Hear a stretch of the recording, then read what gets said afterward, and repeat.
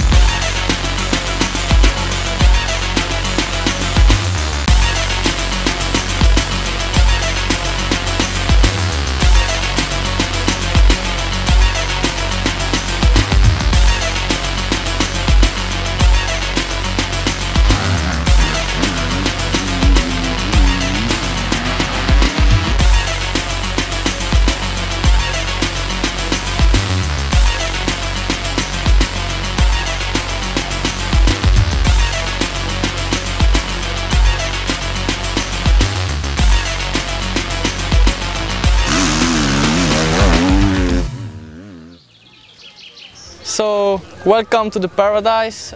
It's the first time I come there. It's like 1 hour from my home, and it's just so crazy, you know. It's a big compound, and you have everything there. You have one really nice Supercross track, like mix between MX and SX. You have a lot of jumps, so it's pretty cool. And you have also something for the enduro bike. You have like the swimming pool and jacuzzi, sauna, so you can do what you want over there, and it's just pretty cool. We have so much fun today, and hopefully it's gonna be really nice. But I don't wanna be an asshole anymore.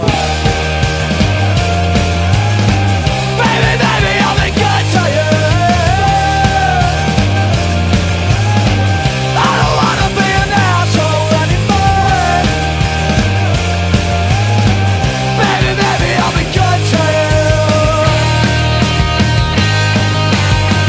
Baby, baby, I'll be good to you.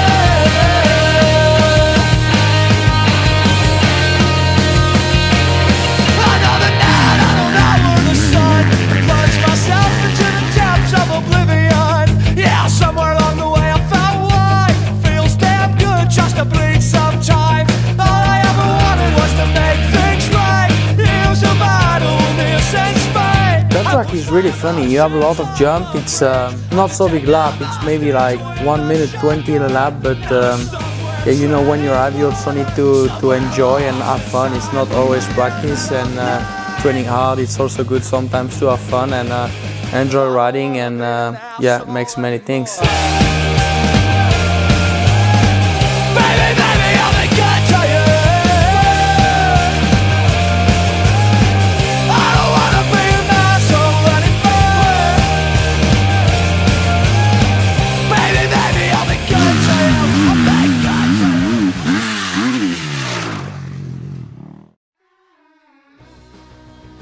That guy is one of my best friends.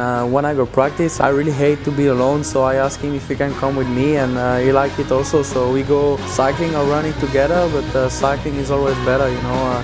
You can do more things and you can have fun, but practice in the same time. So for me it's better cycling, and yeah, I like it.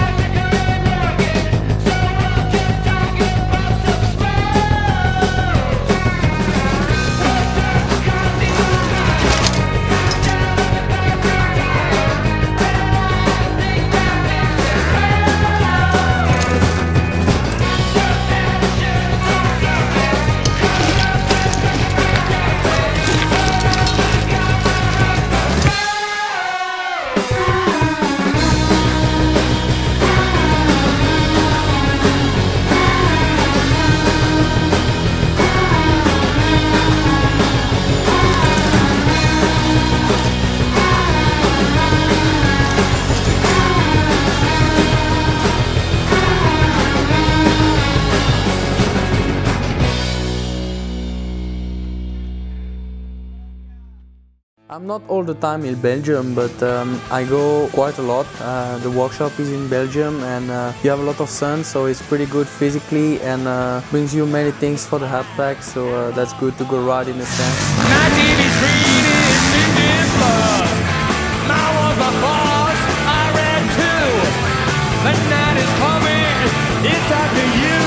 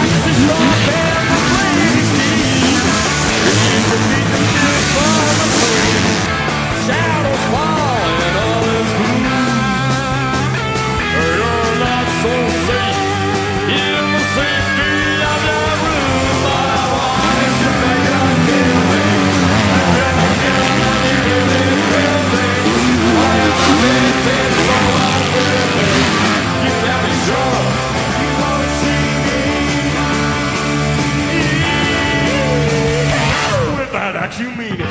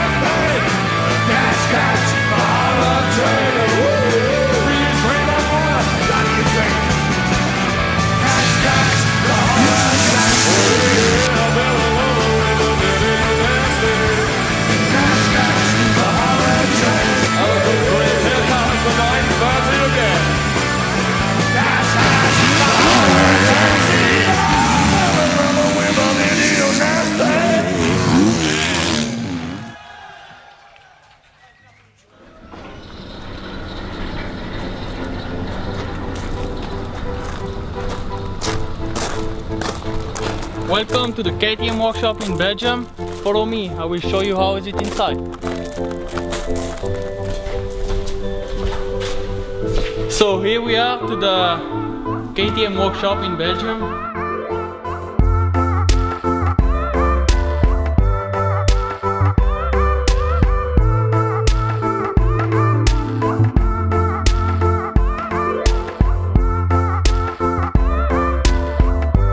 So here is the parts from the mechanic. So you can see the part of mine. This is my bike, ready to go already. Some wheels also ready. You can see if we go on the hardpack. Yeah, everything is always ready and many good things. And like I said, it's always pretty good to come in Belgium because you have that workshop. I have my appointment, and you know, riding in the sand, it's always pretty cool to be stronger and stronger also for the hardpack. And yeah, bring you also some technical, and yeah, it's always to come there, and yeah, I like it a lot.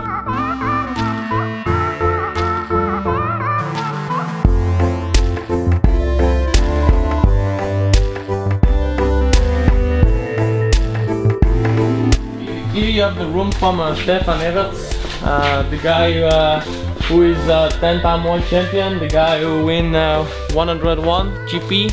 And for me it was really good to meet him and to work with him during 3 years now. And he showed me a lot of experience and a lot of advice, so it was pretty good for me. And yeah, really good to meet him, and was a great year with him.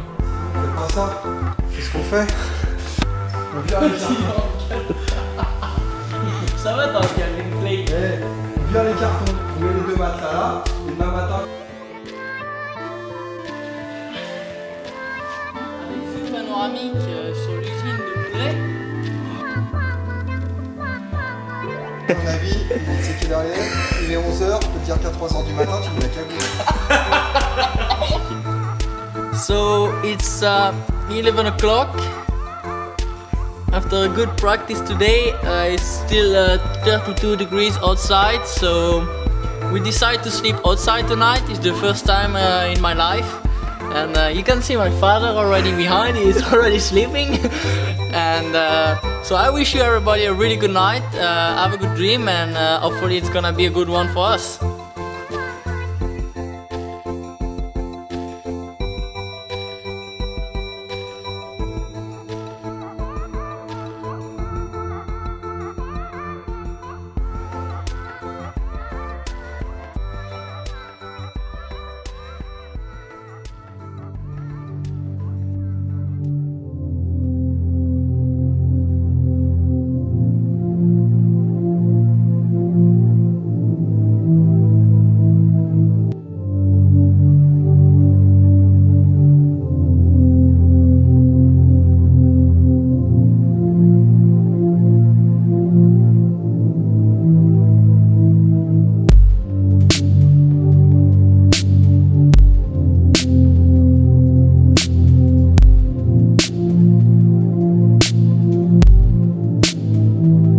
Sometimes I also go to the fitness on the indoor because sometimes the weather is pretty bad outside, and you know, you can go on the inside. I have help from that fitness club. It's Paradis Forum, and you know, you can also running, cycling, and make some like a lot of exercise, and it's different than outdoor, and it's also good. And even if the weather is bad, I can go train pretty hard like I do all the time, and that's good.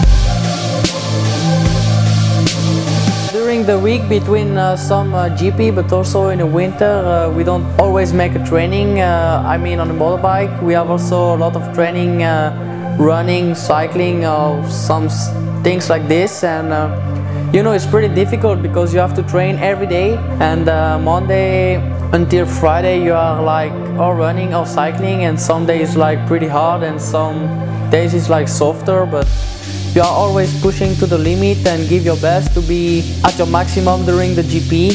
And you know, you need to find a good program every week, and to know how you feel and how you can push during the week to be 100% during the weekend. But you know, it's always really difficult because you have to push really hard during the week, and but I like it, you know, you are sweating, and that's good.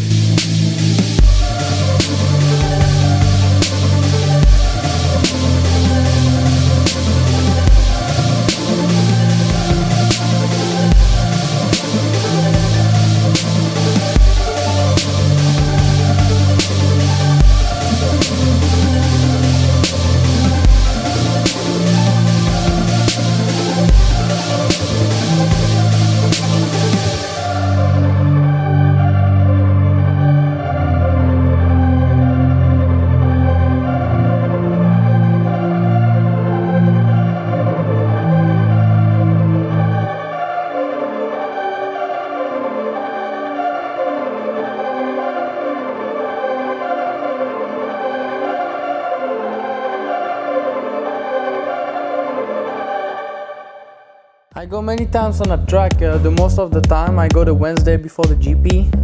It's one of the closest track to my home. It's like 35-40 minutes, and that track is not fixed all the time. It's a little bit rough and also some night jump. It's quite similar than on the GP race, so It's good to go riding on a track, and he also opened me the track when I won, so I thank him for what he do, and yeah, I go there many times. Wide stretches of the road, twist and warp as we go, disappearing with the wind. We're disappearing. My whole life has changed. I won't do those same things. Disappearing with the wind. We're disappearing. We can take our time to find our way. When the wolves are howling, you can always find the words to say. When the wolves are howling, our night will lead us home. We'll never get lost. We'll never get lost. We can take our time to find our way. When the wolves are howling, oh, oh, oh, oh. When the wolves are howling, the wolves are howling, oh, oh, oh, oh. When the wolves are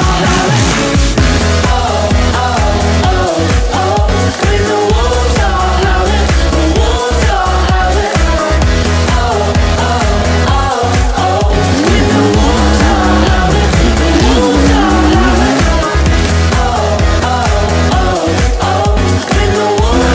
howling, the wolves are howling, oh, oh, oh, oh. When the wolves are howling, the wolves are howling. Hard nights on our own, spin and shake as we go, disappearing with the wind. We're disappearing. My eyes are to blame. They won't see the same thing. Disappearing with the wind. We're disappearing.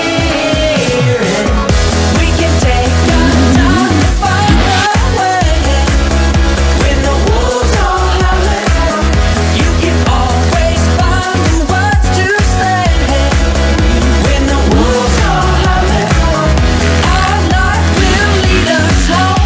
We'll never get lost. We'll never get lost.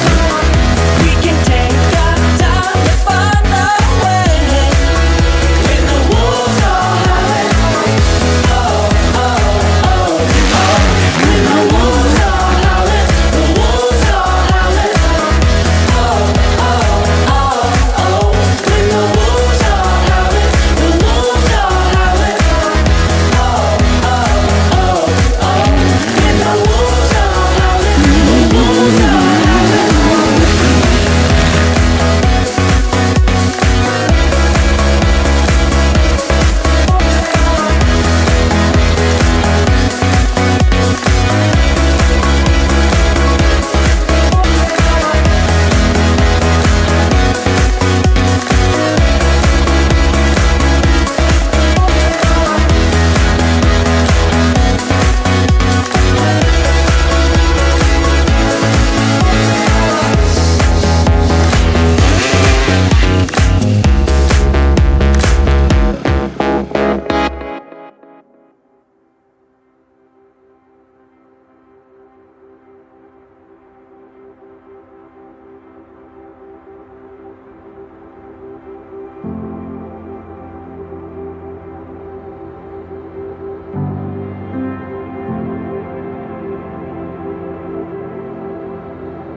Ça fait 4 ans et demi maintenant qu'on se connaît.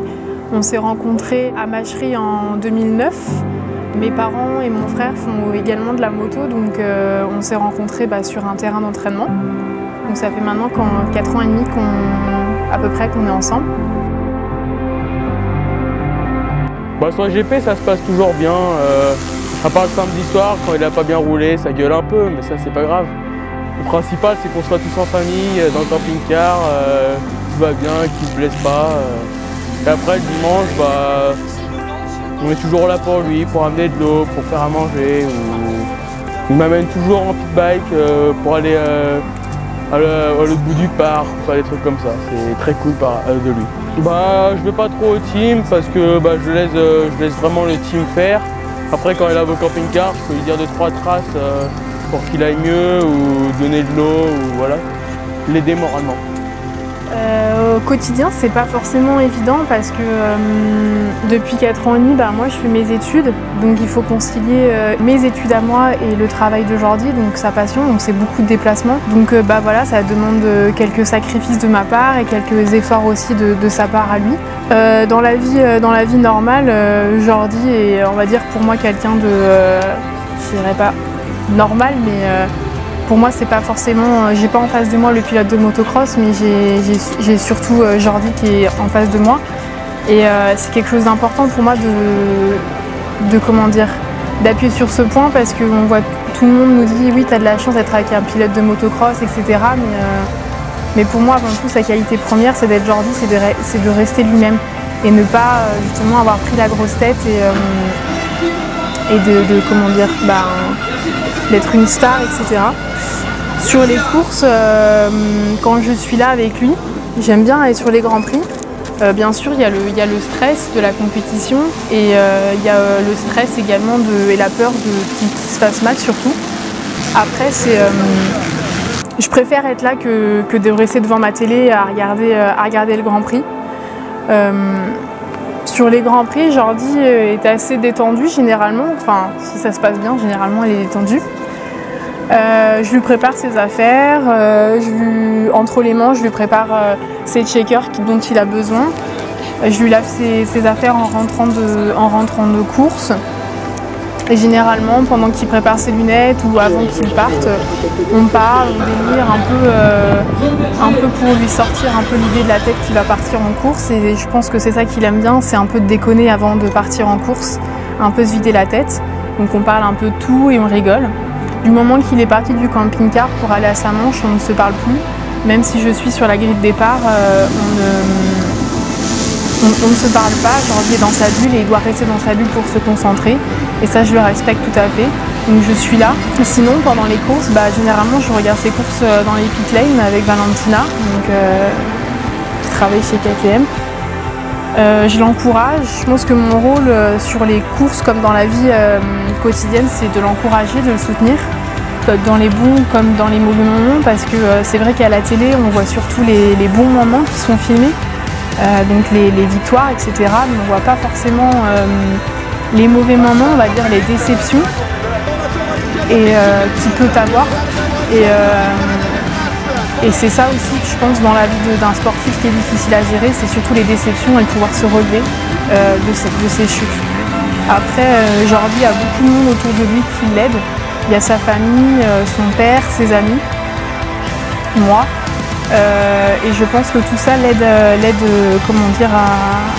à toujours se relever et à toujours donner le maximum de lui-même. C'est un pilote qui est très généreux et il faut lui faire confiance parce qu'il a beaucoup de potentiel.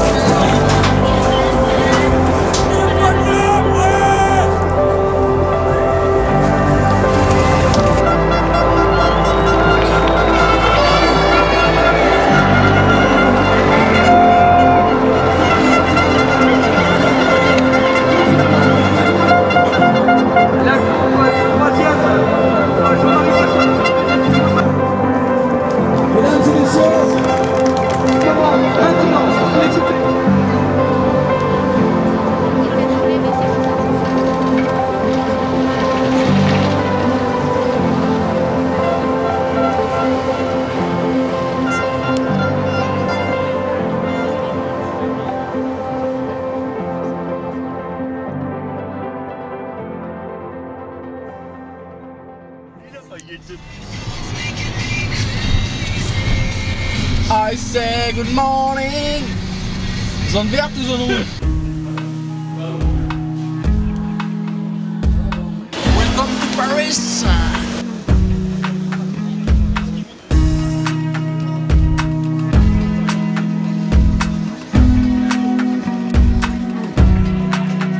ça? On va enlever ça. Avec une belle tête de champion, ça.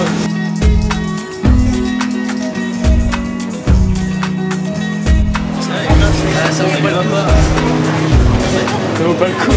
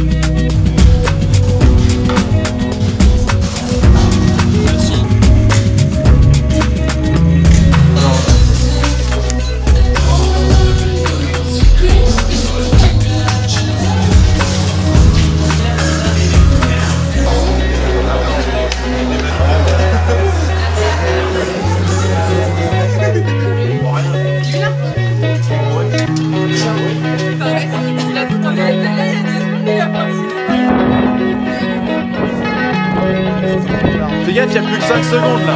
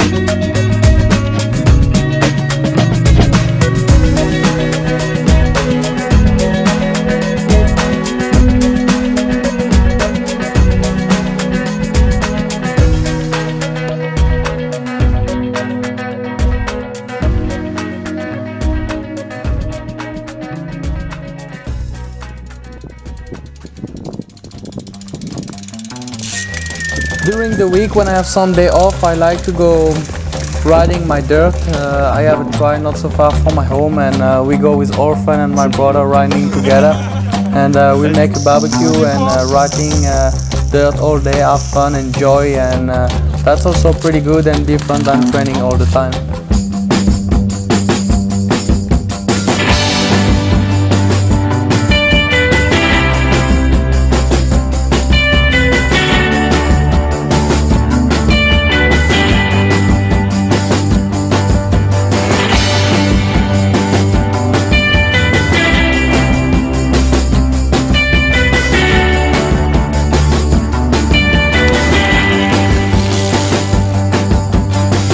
Do you feel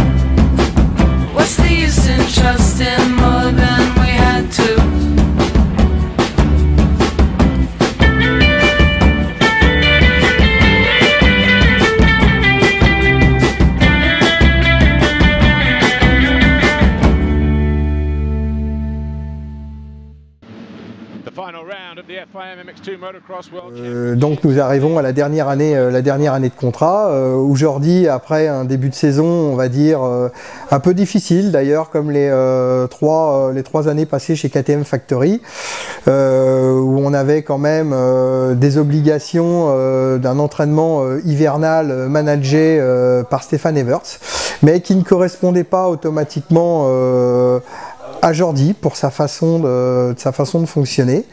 Et tous les ans, on a le même problème d'un début de saison, on va dire, très difficile. Mais bon, on commence à voir un petit peu l'expérience des Grands Prix. 17 Grands Prix, c'est un marathon.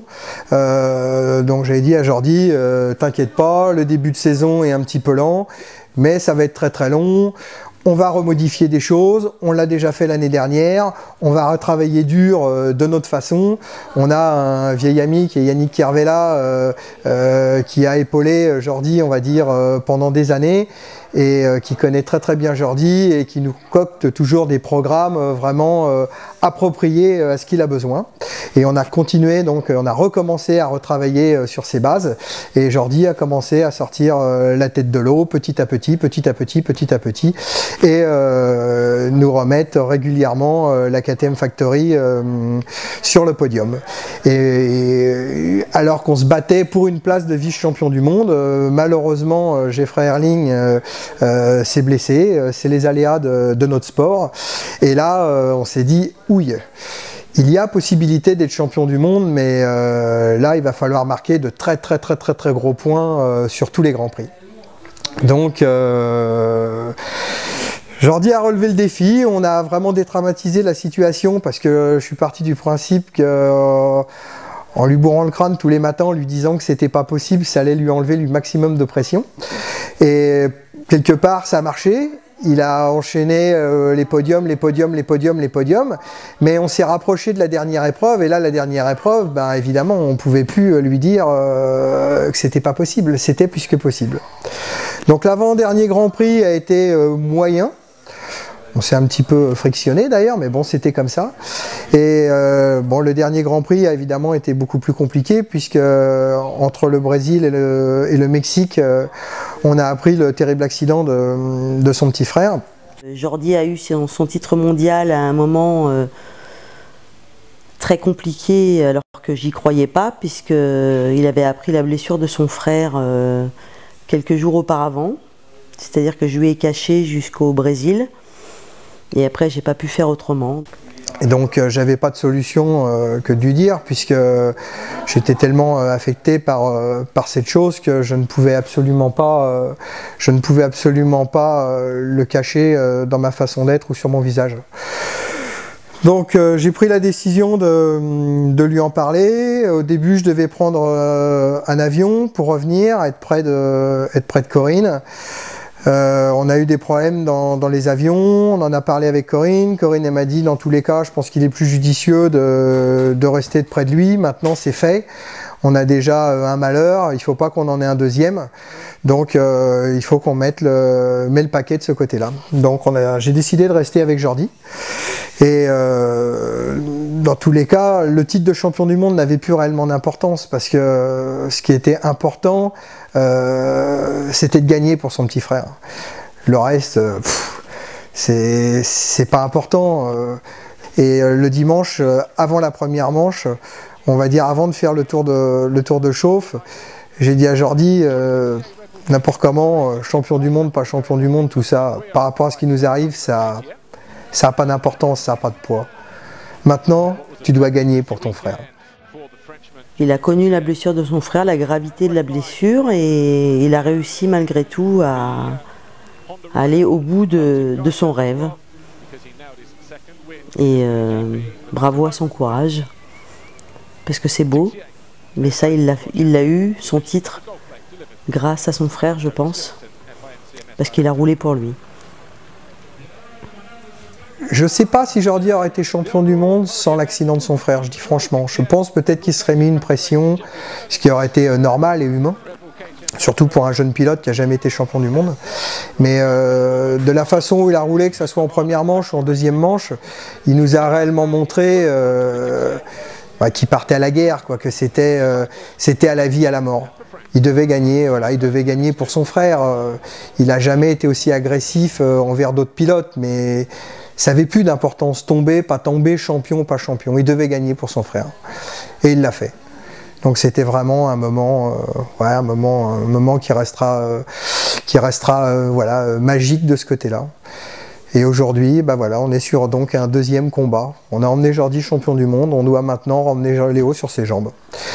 Si on y arrive. Mais peu importe, la vie continue. The first motor was just really good, and second motor, when I crashed in the first lap, I said now the championship is over. But I pushed through all I give, all I can, only for my brother, because he's on the bed now. But he will be back soon, I'm sure. And thanks a lot to my father, my mother, who looked me from, who watched me on the TV. You know, all my friends. Thanks a lot, buddy, and all the KTM Red Bull factory team. And next year I will start with the #1 for sure. And I'm so happy about that. Thank you so much.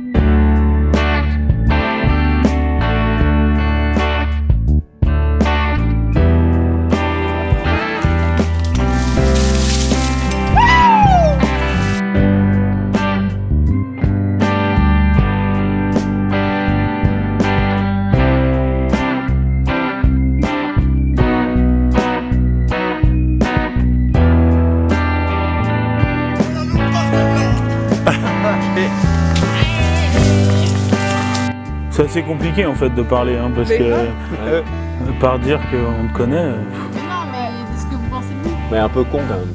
Ouais. Par moment. Non, c'est vrai qu'après les Grands Prix, c'est intéressant d'aller le voir, ça reste différent. On peut vivre un GP de l'intérieur, c'est pas pareil qu'à la télé. Il y a une autre ambiance qu'à la télé, quoi. Non, mais c'est vrai, on a même l'impression qu'il a du mal à voir quelle image il dégage par rapport aux jeunes, par rapport à tout le monde. Il reste vachement accessible, il n'a pas l'impression d'être un pilote, enfin ça reste un pilote professionnel, mais il donne pas l'impression d'être un idole pour un jeune. Il prend des petites photos, des petites signatures tranquilles, il se prend pas la tête. On se rend pas compte de l'importance. Voilà, ça reste quelqu'un d'agréable, de communicatif, donc voilà. Puis ce qui est bien, c'est que quand il revient d'un Grand Prix, si tu lui parles pas de son Grand Prix, qu'il ait gagné ou qu'il ait fait 25e, il n'en parle pas. Small bathroom. Some restroom.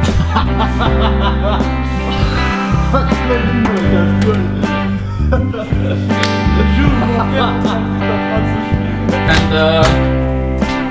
là, c'est un peu le bordel là, non? S'en fout.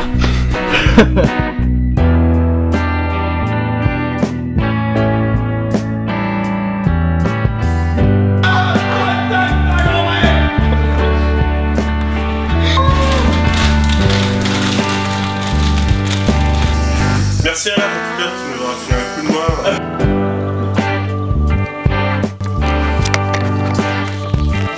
Allez, go.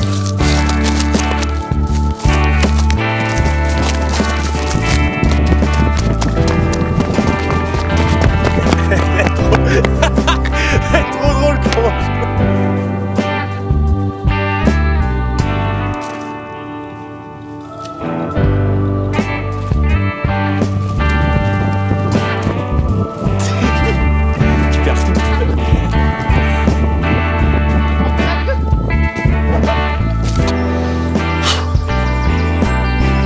T'as pas de moustique toi?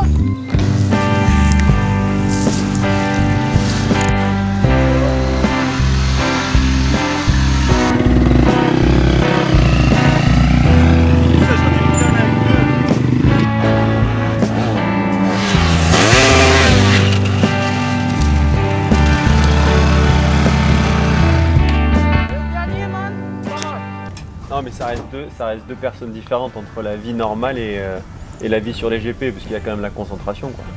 Il y a quand même la partie où c'est son travail, il y a une partie où c'est des rituels, c'est un ensemble de choses comme chaque pilote a. Et après, malgré tout, il reste quand même ouvert par rapport à tout ça, il est concentré mais dans sa bulle, quoi. Non, qu'est-ce qu'on peut dire, qu'il sait pas faire de mécanique sur sa moto, qu'on est obligé de le faire à sa place. Ouais, ça c'est vrai, ça c'est possible, ça c'est possible. Comme ça quoi. Qu'il a pas d'entonnoir pour mettre le plein. Des petits détails. Mais ça fait longtemps qu'il n'y a pas. C'est les détails, c'est les détails. Les Non, mais- détails d'un pilote de GP, quoi. Ouais, ça fait longtemps qu'il n'y a pas d'entonnoir pour mettre le plein, hein, je te rassure, hein, depuis le début. Hein.